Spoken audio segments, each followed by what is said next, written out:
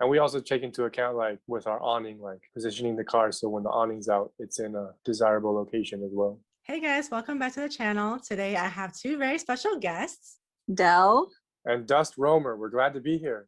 Awesome. Thank you so much for being here. What if it rains or if it gets really hot? How do you deal with the weather changes? It's a beautiful thing. You're in a car. Let the weather come. We also have a awning on our roof rack that pulls out, that provides some shade, some protection as well, and adds a little bit more comfort and options to your stay, to your adventure. Okay.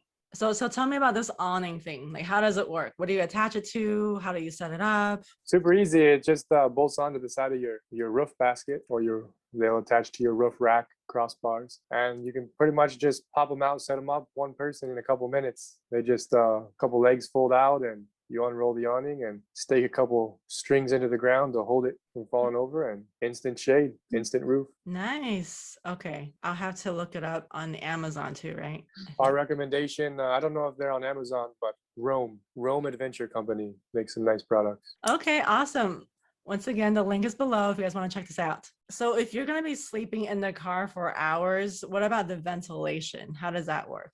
I guess just rolling the windows down or up, depending on your needs. Like I said, usually I run cold, so we barely keep the windows down, maybe just a little bit on the top to let in some ventilation, but crack the sunroof a little. Yeah, or let the sunroof open a little bit. So that's kind of nice. Like you can just, the windows just roll up and down as you need it. And we haven't had too much of a problem with bugs either. Like, no, we haven't really been anything where we've had too many issues, like season wise, of when we've been out. But one of the mods that we're got in the plan to get are screens. Oh yeah, that slip over your top of your door, so you could roll your window down, but bugs wouldn't be able to get in, but you'd have ventilation. Okay. Yeah, I was wondering about bugs too, because let's say you're like camping in Florida where there's mosquitoes. Yeah. So you'll probably need those screens that you're talking about. So what are those again, the screens? Yeah, you can make them yourself. They basically just like a sleeve that's open on one end that is the dimension of your door, and you just open your door, slide it over, and close your door on it. Oh, okay.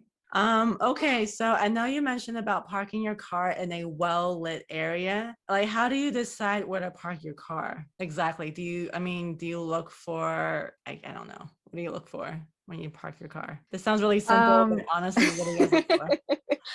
I guess that's a good question. Like when we park, for instance, at rest stops, yeah, it's well lit, but we like to park away from the light so that it's not shining right into our window. So there'll be other cars parked, by under the lamps, but we like to park kind of like maybe in the corner or the back of the lot, so that we're not directly into the lights, because that can just kind of ruin your sleep. And I guess just away from other people if we can. But like if you're in a campground, they just tell you there where you're supposed to park, so that's not really any guesswork. And if you're in the mountains, you're not worried about lights. Yeah exactly. Can't really control the moon. We like to see on the moon is nice. Okay, awesome. Okay, so this is a dumb question. So what do you look for when you choose the campsite location? Are there reservations that you need to like book in advance? Like, how does that work? So really the reservations would be like if you wanted a campground that had, which I like to use these too, campgrounds that have bathrooms.